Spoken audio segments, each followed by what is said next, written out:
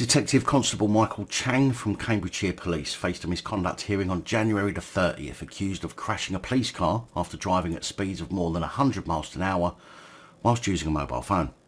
Now, that's not the only allegation levied against Chang, as he is also said to have changed into his uniform in order to bypass a queue at a Tesco store.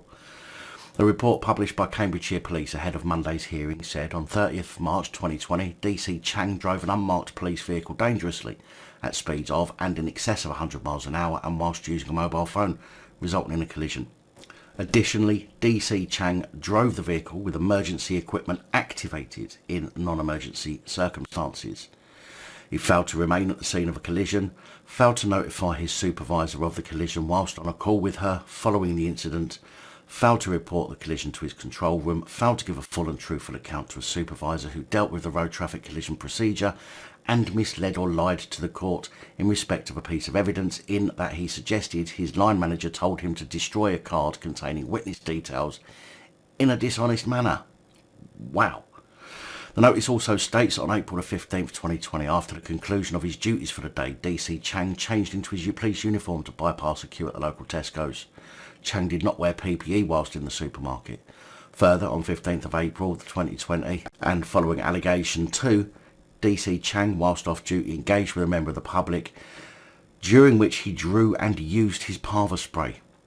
An innocent bystander was caught by the spray and suffered short-term harmful effects. Chang also used his police vest and police issue baton.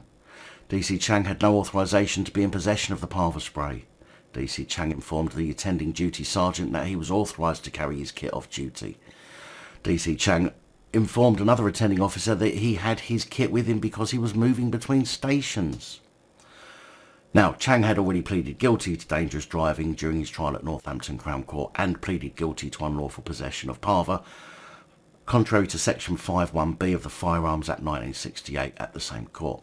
Chang's actions are deemed to amount to gross misconduct, for which, if they are proven by the panel, he will likely be dismissed. Now, Chang had already appeared in a previous report on this channel over these incidents because after Chang was convicted, he appealed the convictions, which included a 14-month suspended sentence, claiming that the punishment was manifestly excessive, bearing in mind that at the time he was not acting in the course of his duties and therefore had zero protection from the law for his actions. I will link to the previous video below and at the end of this report for more details on his offences. However, his appeal was denied. In his judgment, Lord Burnett, heading the appeal, described Chang's driving as appalling, and he added, both these offences display the appellant's attitude that the ordinary rules have no application to him. The dangerous driving was aggravated by what amounted to an abuse of power in seeking to take advantage of a necessary ability to drive at very high speed in an emergency to make up for a personal failing, being late.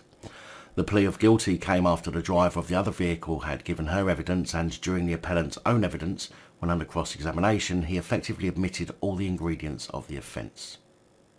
Chang's hearing was set to be scheduled for 3 days, ending today, so I will try and get the outcome of his hearing to you, either in a video later today or in a community post.